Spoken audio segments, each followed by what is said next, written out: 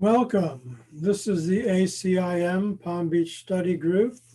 Today is February 25th, 2021.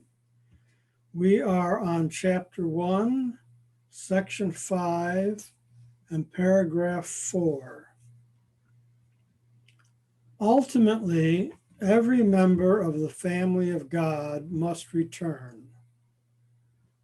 The miracle calls him to return because it blesses and honors him, even though he may be absent in spirit. Quote, God is not mocked, unquote, is not a warning, but a reassurance. God would be mocked if any of his creations lacked holiness.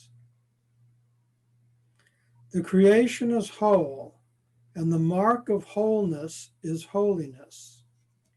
Miracles are affirmations of sonship, which is a state of completion and abundance.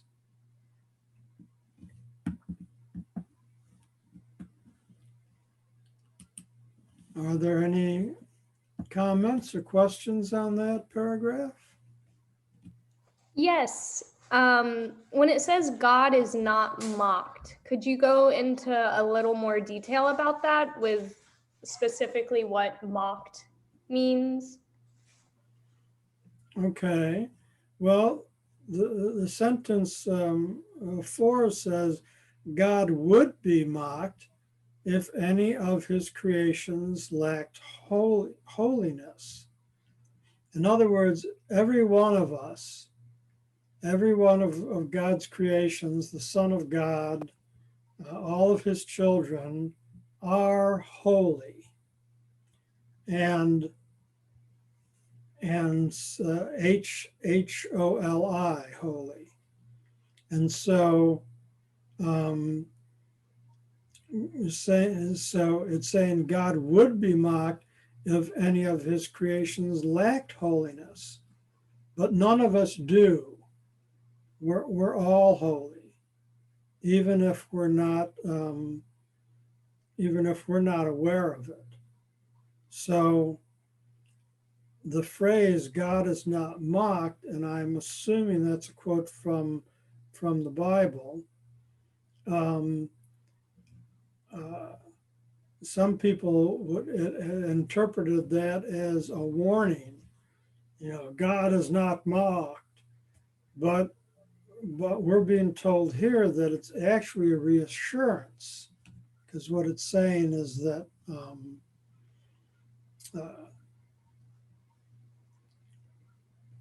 God has provided all of us in the sonship our rightful place in holiness. So there's no mocking involved. It's not a pretend thing. It's not like some of us are and some of us aren't, and God has favorites and what have you. Does that make any sense? Yes, it does. Thank you. I think one of the problems is that, you know, in the English language, there's so many different possibilities for different words in their definition. Yeah. And how we might use the word mocked is not necessarily how it might be interpreted from some other context.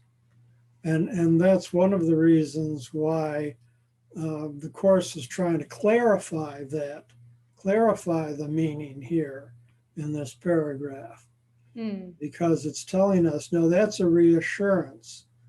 God won't be mocked because all of us are holy in his eyes. There are no exceptions to it.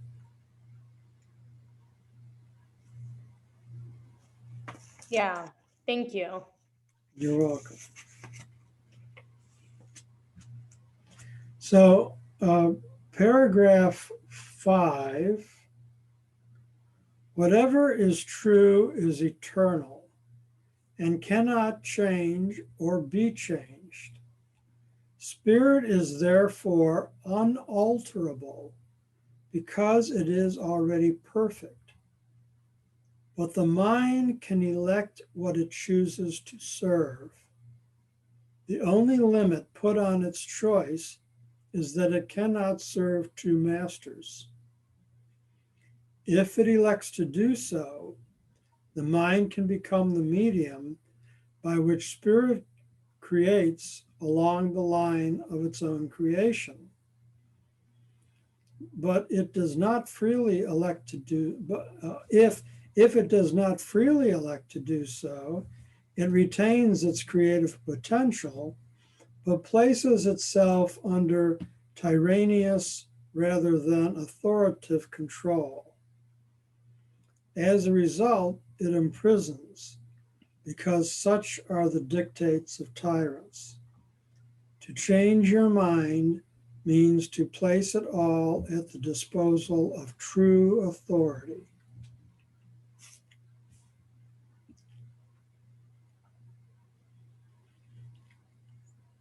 Any comments on that?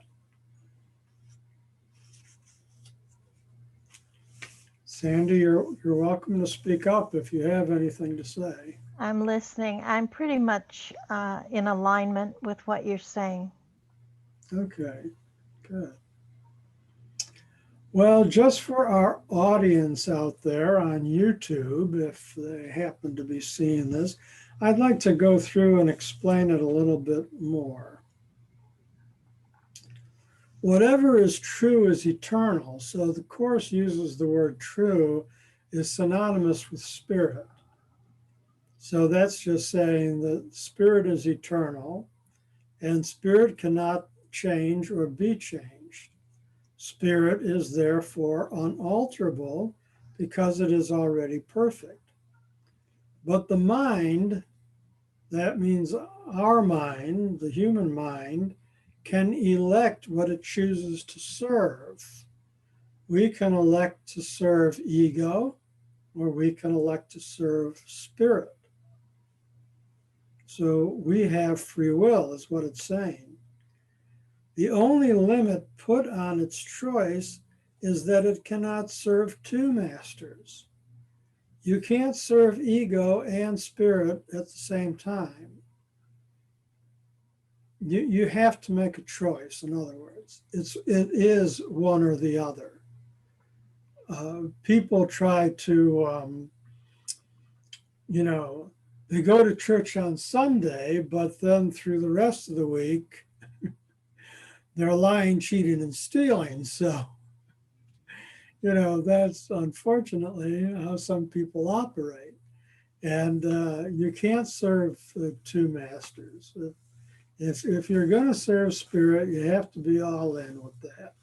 And if you're going to choose ego, well, you are all in with that. So the only limit put on the choice is that it cannot serve two masters, it being mind. If it elects to do so, if you elect to do so, the mind can become the medium by which spirit creates along the line of its own creation. So if you choose spirit, then you can fall in line with the creation that God is allowing to flow through you. If it does not freely elect to do so, it retains its creative potential, but places itself under tyrannous rather than authoritative control. If you choose the ego, then you're under the ego's control. That's what it amounts to. And the result is imprisoned. As a result, it imprisons. Ego will imprison you because such are the dictates of tyrants. To change your mind means to place it at the disposal of true authority. To change your mind from ego to spirit, you can put your mind at the disposal of true authority, which is spirit. Are there any other comments or questions now?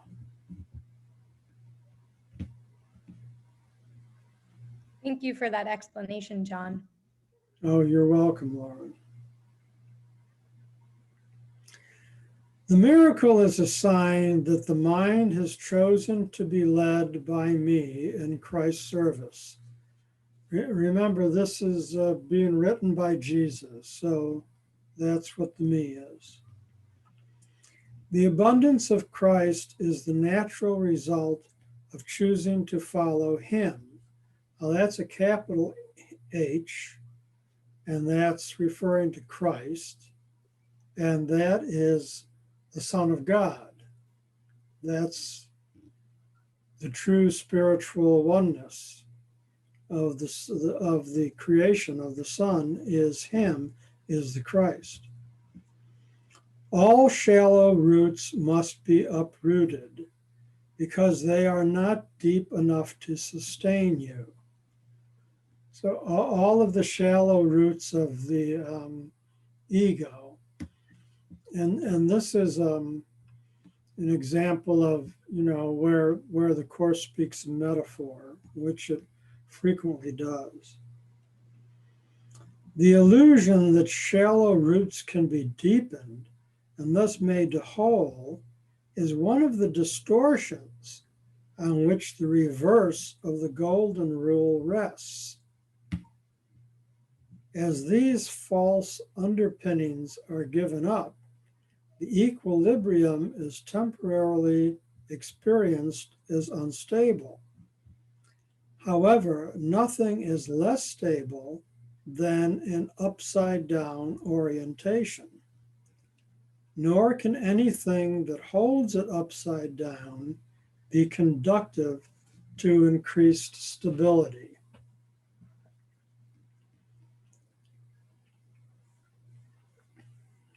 Questions? Comments? When it says, as these false underpinnings are given up, the equilibrium is temporarily experienced as unstable. Is that saying like once you, I guess, release from ego and step into awareness, is that the, I don't know, I think I'm having trouble understanding what that means. Well, it's simply referring to that there may be a transition period between this. We're all born in the society and pretty much raised in ego teachings, and it's difficult for some people to understand the difference between ego and spirit, and it's difficult for some people to make that transition between ego-mindedness and spirit-mindedness. And so there may be some instability that's experienced temporarily as that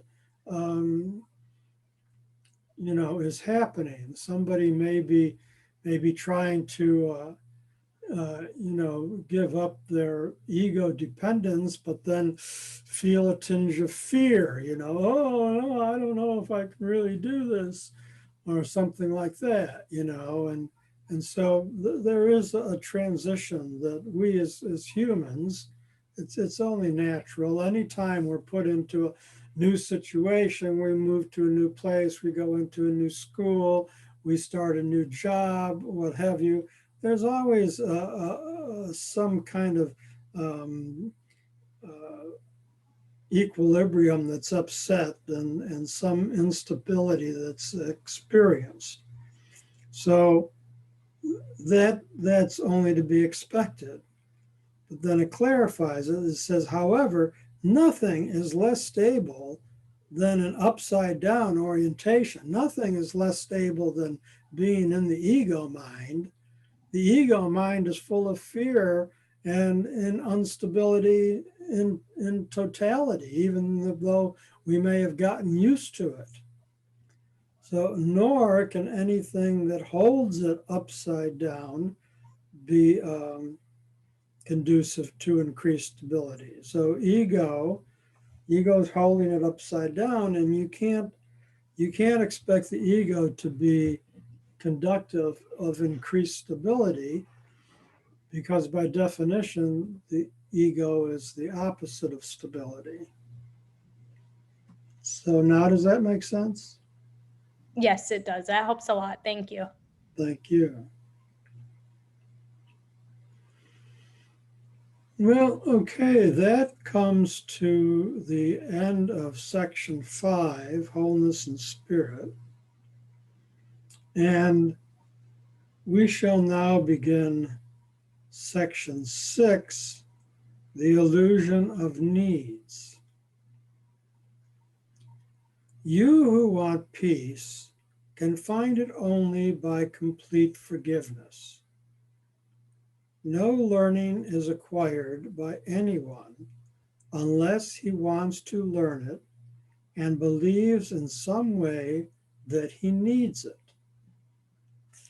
While lack does not exist in the creation of God, it is very apparent in what you have made. It is, in fact, the essential difference between them. Lack implies that you would be better off in a state somehow different from the one you are in. Until the separation, which is the meaning of the fall, nothing was lacking. There were no needs at all. Needs arise only when you deprive yourself.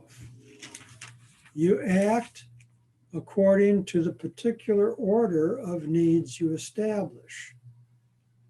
This, in turn, depends on your perception of what you are.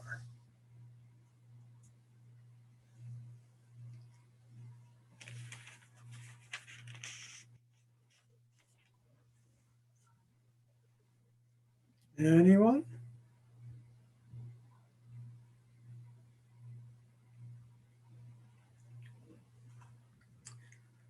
Okay, I'm going to reread it with a bit of interpretation. You who want peace can find it only by complete forgiveness. No learning is acquired by anyone unless he wants to learn it and believes in some way that he needs it. Let's substitute you. No learning is acquired by you unless you want to learn it and believe in some way that you need it. What lack does not exist in the creation of God? While lack does not exist in the creation of God. In God's creation, everything is perfect. There's absolutely no lack whatsoever. It is very apparent in what you have made, which is the ego, which is our creation. The Son of God created the ego when he thought he could possibly separate himself from his Father. So we created the ego. And lack is very apparent in the ego world. It is, in fact, the essential difference between them. Lack is the essential difference, it's saying, between the ego world and the spirit world. Lack implies that you would be better off in a state somehow different from the one you are in. So, in other words, I'd be better off if I didn't lack. A lack of money, a lack of companionship, whatever you perceive as your lacks. You feel like you'd be better off if you were not in a state of lack. Until the separation, which I just mentioned, that we thought we could be separate from God, which is the meaning of the fall in That's the Adam and Eve story, the fall of man. Nothing was lacking. Adam and Eve had everything they needed in the garden. There was no lack there. There were no needs at all. They didn't need anything because they had everything. Needs arise only when you deprive yourself. So we created the ego and put us into a state of deprivation. You act accordingly to the particular order of needs you establish. So whatever your priority, what you think you lack the most in the ego world is what you're going to pursue the most in the ego world. This in turns depend on your perception of what you are. Because if you perceive yourself as being spirit, then you realize that spirit provides everything, that you're lacking nothing. And so that's a completely different perspective, a completely different perception of yourself, as opposed to how people see themselves in the ego world.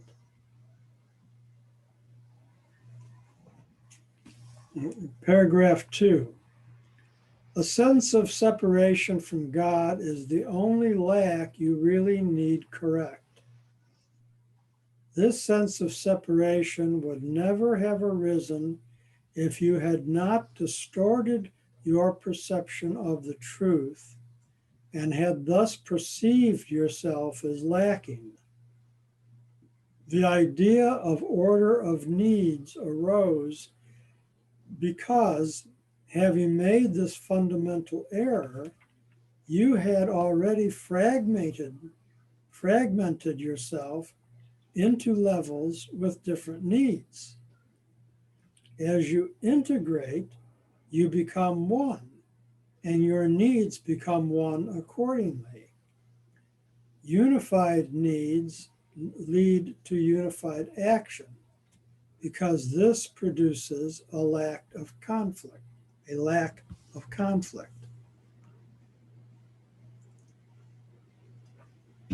Any comments now?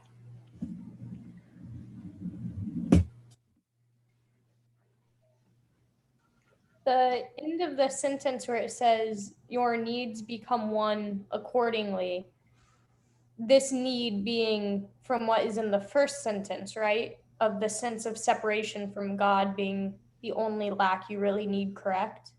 Correct. Okay. So really the only need that we have is the need to reconnect with our Father, the need to reconnect with Spirit, so that we're not thinking of ourselves as separate anymore.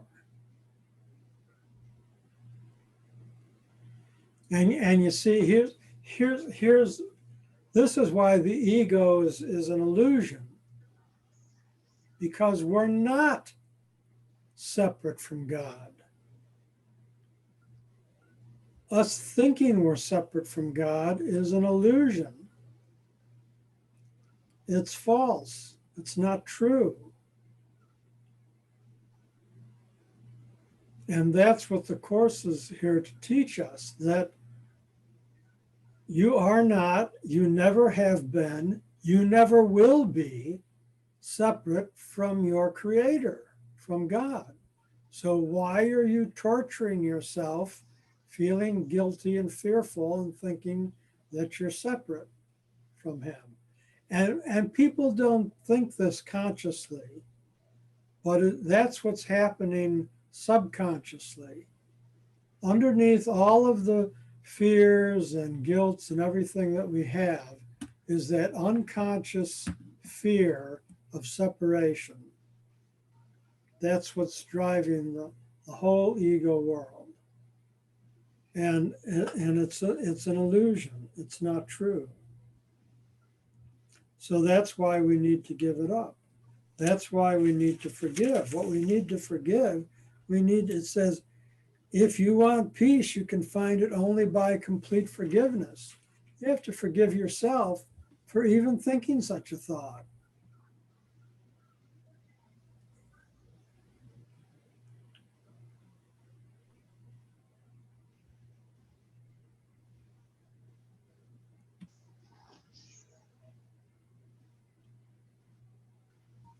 Anyone else?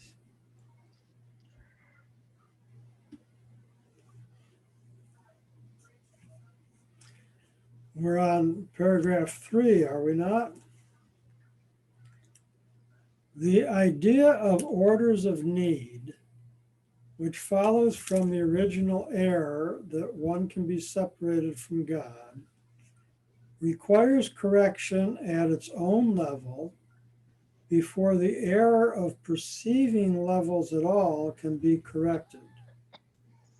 You cannot behave effectively while you function on different levels.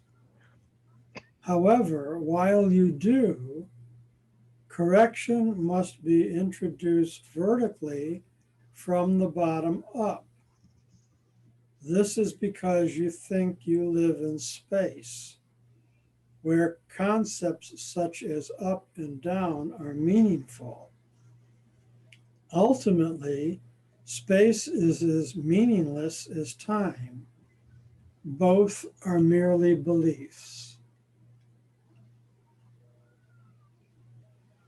Well, put that in your pipe and smoke it. Any thoughts about that?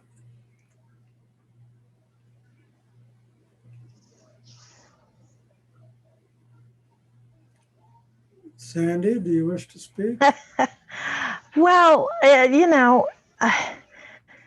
the pain of that we go through as humans creates thoughts and beliefs, and it's not easily cleared by just saying you shouldn't think that you're separate from God. Yes, I understand. We're all caught up in this ego world of fear and pain, and it's not easy to just say, "Oh, I'm not separate from God. God and I are one. Bingo, everything's coming up roses." Um,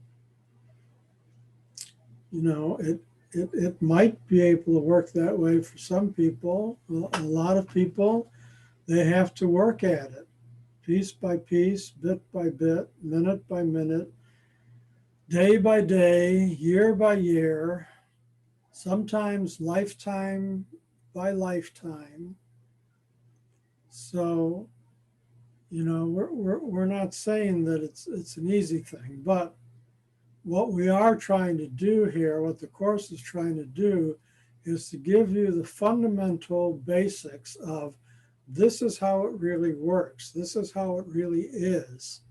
Now, if you can work your way into this mindset, you'll make progress. You have to go step by step, but you will reach the top of the mountain if you start walking. And it says that a correction must be introduced vertically from the bottom up. We're already at the bottom, being in the ego world, so we have to work our way up. So we have to climb up. And eventually we'll climb up to a point where ultimately we understand that space and time are meaningless. That they're just beliefs that we had in the ego system, and we've climbed up enough to reach our goal of completely forsaking and forgiving the ego mind and being 100% in a spirit mind. And actually, we're not even capable of doing that. in a way. It teaches in another place in the course that we can bring ourselves up to the gate of heaven, so to speak, okay? But that when we get as far as we can go, that God will reach his hand out and pull us the rest of the way through the opening, through the gate, into heaven, into the world of spirit. So as human beings, we can go right up to that point, but it's beyond our power to step through. But God will be there waiting for us and pull us through. And it does say that somewhere in the course. I'm sure if we keep going long enough, we'll find that passage. That's a beautiful promise. Thank you. Yes, it is.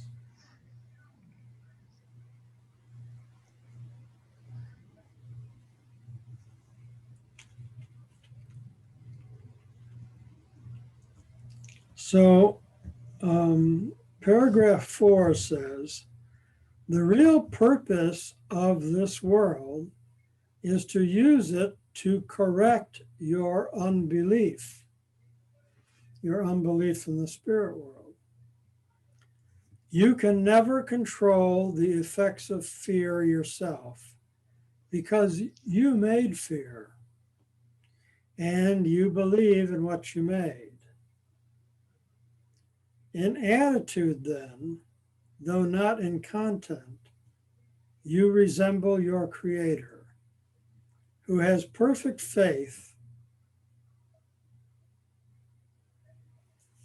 in his creations because he created them. Belief produces the acceptance of existence. This is why you can believe that what no one else thinks is true. It is true for you because it was made by you.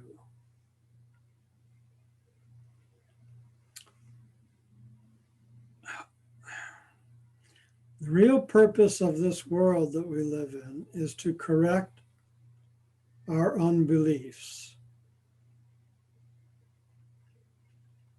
all of our ego beliefs.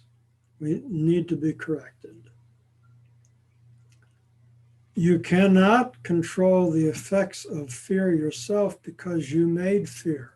We made the ego. We created the ego, so we created the fear. And we believe in what we made. People do believe in the ego. They believe in what they made. They believe in the fear. They believe that there's bad people in the world. They believe in hate and jealousy and what have you. People do.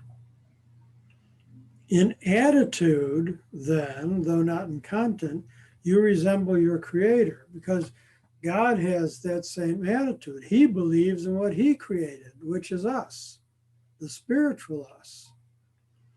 So he believes in us just like we believe in what we created, the ego world.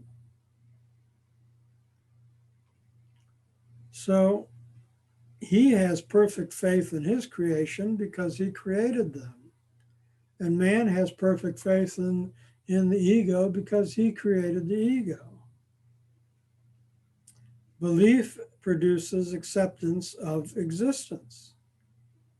That is why you can believe what no one else thinks is true. It is true for you because it was made by you. So all of our beliefs and wars have been fought over what people believe, especially religious wars. I believe this way, I believe in this God, you believe in that God, let's fight. It makes no sense when you look at it from Spirit's point of view, but we have all of history to see how that has played out.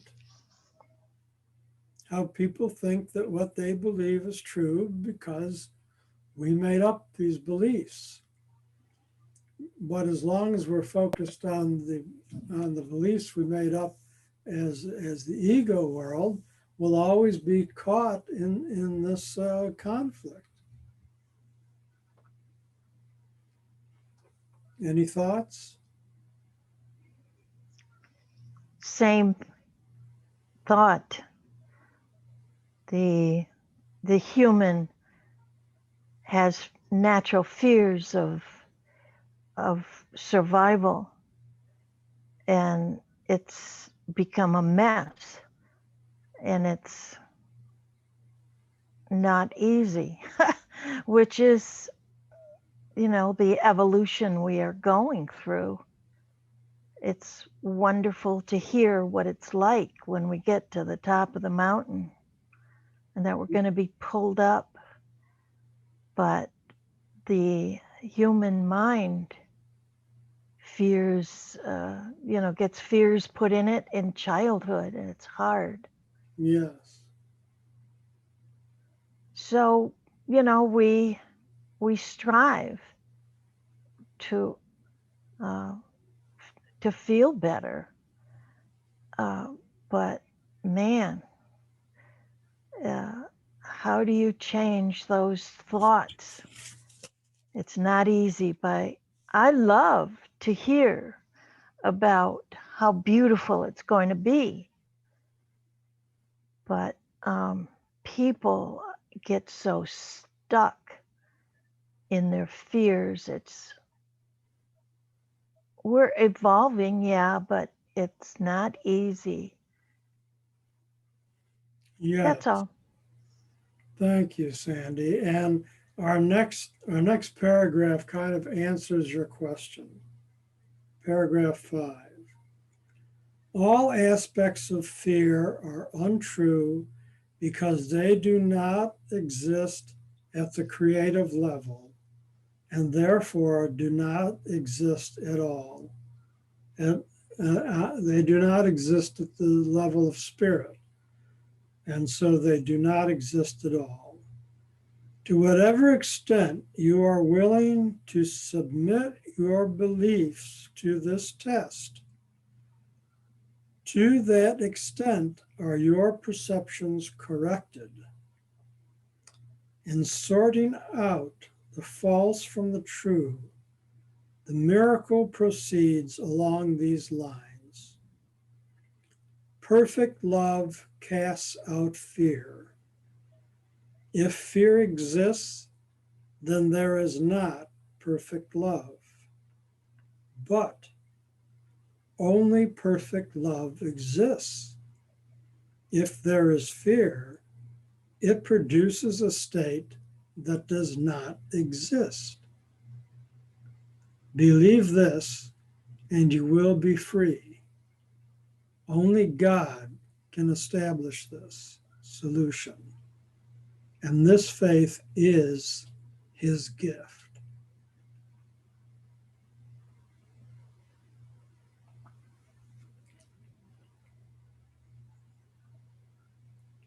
So do you understand the logic of that? I wouldn't mind you reading. Read it again. Yeah. Perfect love casts out fear. So spirit can cast out the ego. Perfect love can cast out fear. If fear exists, which it really doesn't, because the ego is just an illusion.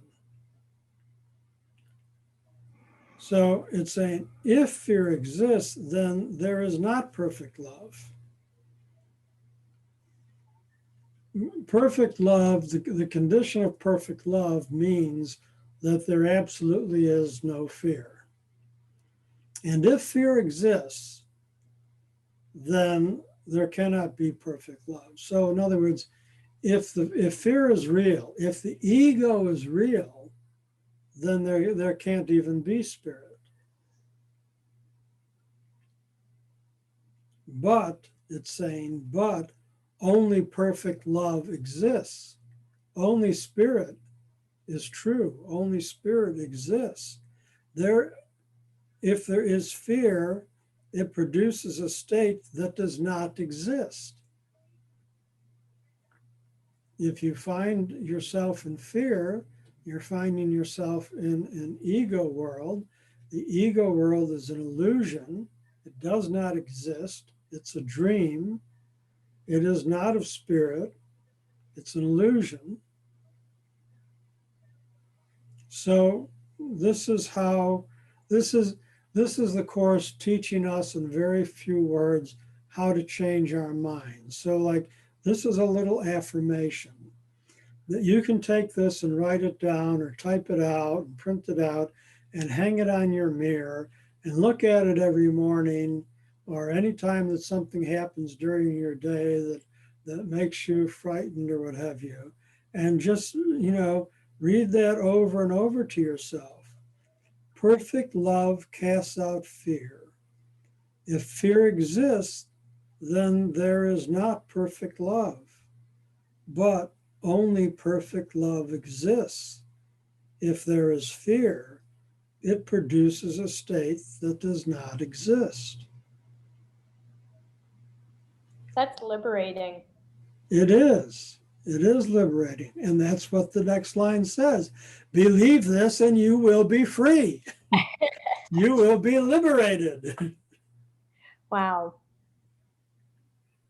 Believe this and you will be free. Remember, whatever you believe is true for you. If you believe in ego, then that's what's going to be true for you. If you believe in spirit, then that's what's going to be true for you. Whatever you believe is true for you. So believe this, that perfect love casts out fear, and that only perfect love exists. There, I reduced it to just 2 lines. That's all you have to write on your mirror. Perfect love casts out fear. Only perfect love exists. Believe this, and you will be free.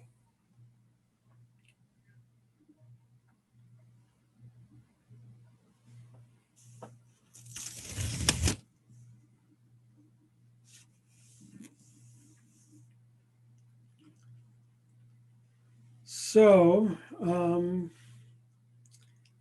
I tell you what, we've come to the end of that section.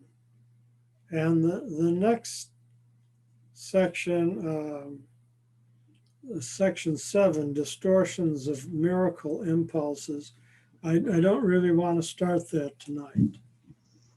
So we've got a little bit of time left if you like. So let's just open it up for questions and discussions. Maybe you have something from your life that you want to share that might illustrate one of these points, or have another question, or the floor is open. I actually had I guess like a moment where the very last sentence from what we read, only God can establish this solution, and this faith is his gift. I feel like that's both liberating, and that there's also this aspect of it truly connects you to the abundance of life, to see that if God, if being is the only truth, that is all we need.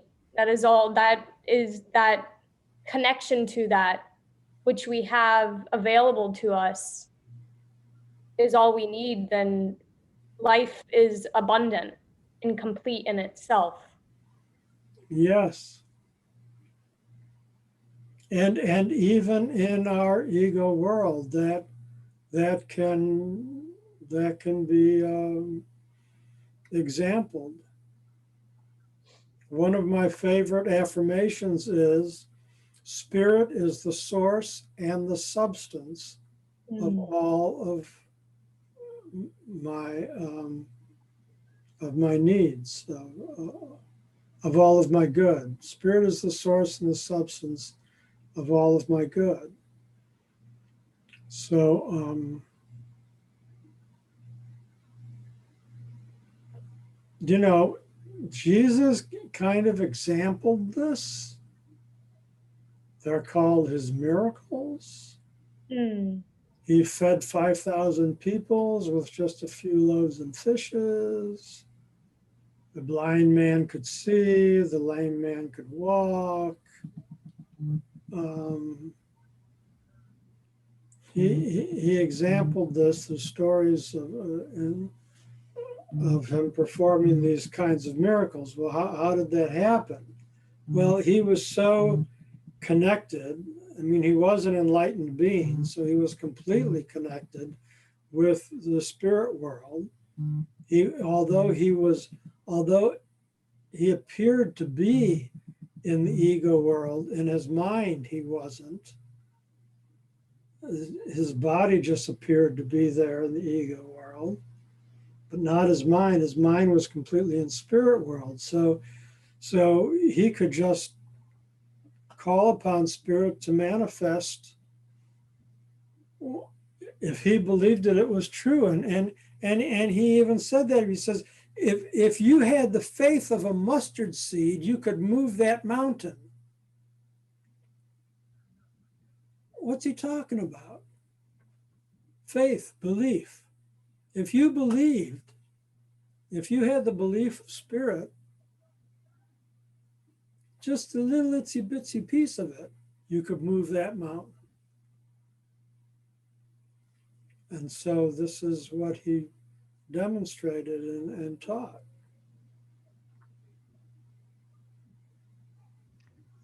Well, I hear the beauty and the liberation in this, and it's good to be reminded. And it's good to see the example of Christ. I prayed for somebody's healing, and I did have a belief the size of a mustard seed. So it didn't happen. It was a physical healing I wanted for someone. But I have had to turn that over to God. It's wisdom. I can't. I would like to have prayed, and I prayed to Jesus that this person would be healed. And I believed it could happen, but it hasn't. So there's the dichotomy of living in this world. And Jesus is an example of living in this difficulty in human form and being at peace. So thank you for the repetition of that belief. You're welcome, Sandy, and don't beat yourself up about not being able to Effect. heal somebody, because if you were already an enlightened being, you wouldn't be sitting here at this Zoom call, okay? So yeah, Jesus was able to heal as he did, but like I said, he had already reached that state of enlightenment. And so, everything that he said was trying to help to teach people how they could follow in his footsteps. And everything that the Course in Miracles is teaching is that same thing. It's a course to help teach you how you can reach that state where you literally can do miracles and heal people and all. But we all have to make our way to that place. Those of us who are students now have not learned anywhere near enough of how to do this.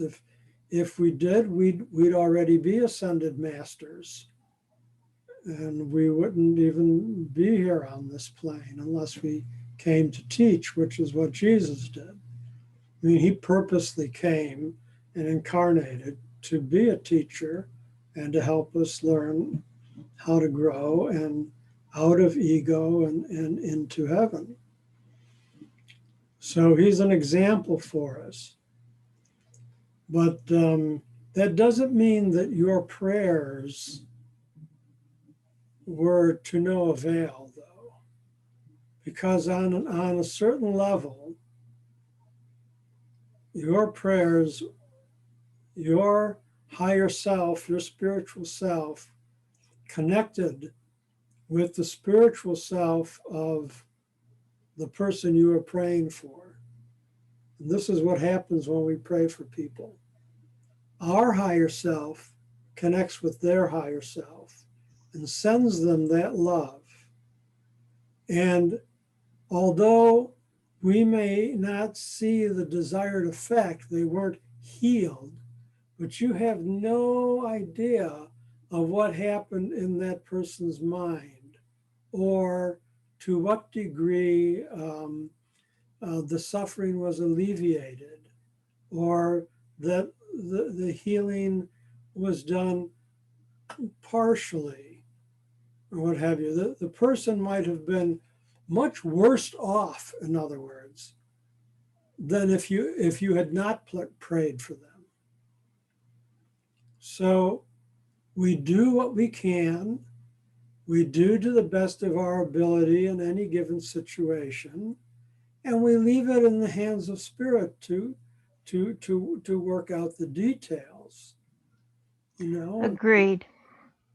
If somebody passes on, it's their time to pass on. There is no death. They're just going on to a different dimension. They'll be back again. We've all been here many times before. We've all been born and died 1,000 times before. So it's going around the circle. But hopefully it's not just a circle, it's a spiral. And every time we go around, we're going up. We're making progress as we go around. That's the important thing, that we're evolving, that we're learning, that we're growing. And then Amen. we have to put things into perspective.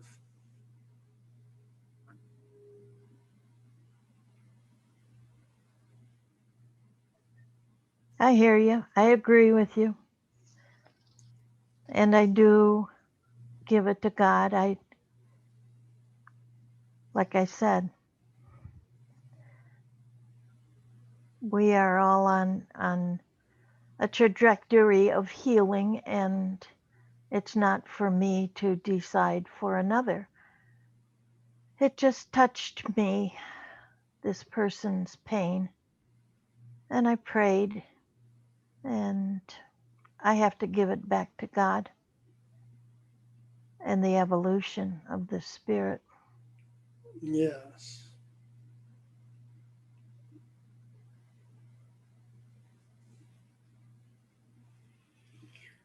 Well, alrighty then. Sandy, Lauren, thank you for your participation this evening. I hope to see you again next week, and we'll start a new section. So have a good week. God bless you all. God bless you. God bless you, Lauren. God bless you, Sandy. God bless Thank you. Thank you. you. Yeah. Thank you for your service, John. You're welcome. Your humility and your openness to learn, to teach, to share. Yeah. It's my Thank you. pleasure. Thank you. All righty, everyone. Good night. Have a good week. Thank you. See you next week, John. Okay. Bye-bye. Bye bye.